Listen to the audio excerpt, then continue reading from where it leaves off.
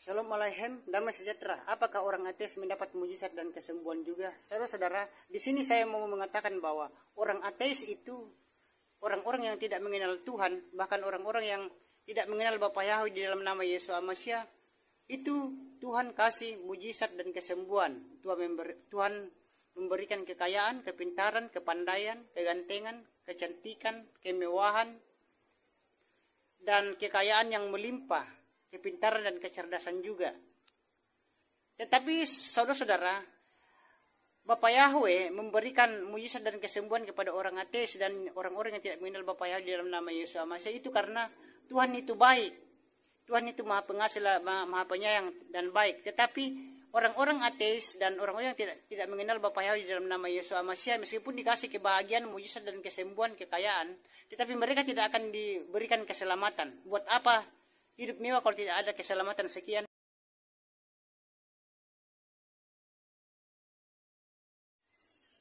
Shalom Alaikum, damai sejahtera.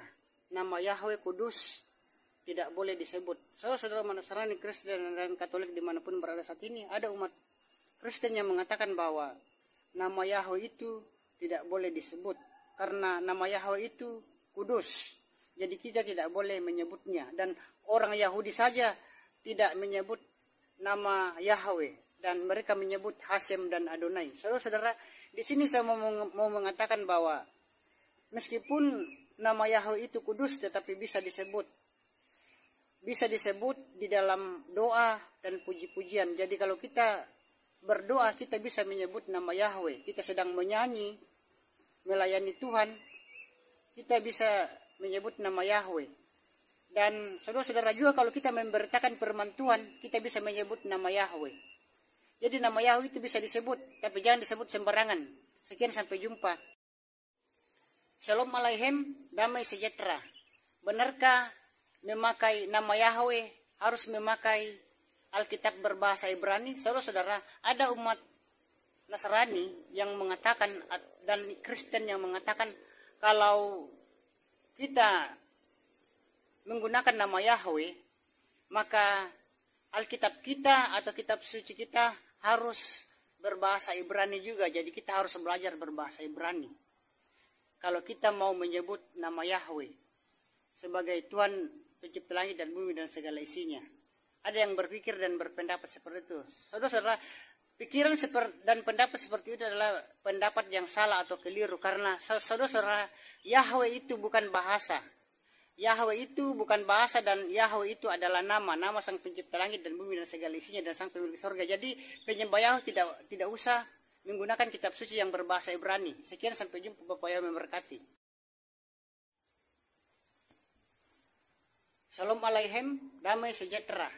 Ada 3 macam mimpi. Saudara-saudara, umat Nasrani, Kristen dan Katolik dimanapun berada saat ini, ada 3 macam mimpi dalam kehidupan kita manusia di dunia fana ini.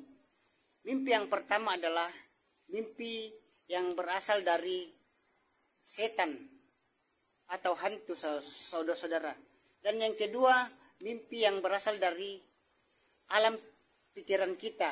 Jadi mimpi itu berasal dari hasil pemikiran kita. Segala sesuatu yang kita pikirkan setiap hari itu terbawa dalam mimpi. Itu mimpi dari hasil pikiran kita. Dan mimpi yang ketiga adalah mimpi yang berasal dari Tuhan kita, sang pencipta langit dan bumi dan segala isinya, yaitu Bapa Yahweh. Jadi saudara-saudara, supaya jangan bermimpi dari setan atau roh jahat, itu berdoalah sebelum tidur. Sekian, sampai jumpa. Bapak Yahweh memberkati. Shalom Alaikum, damai sejahtera. Ada 3 macam kematian. Jadi saudara-saudara, kematian yang terjadi pada manusia di dunia fana ini ada 3 macam.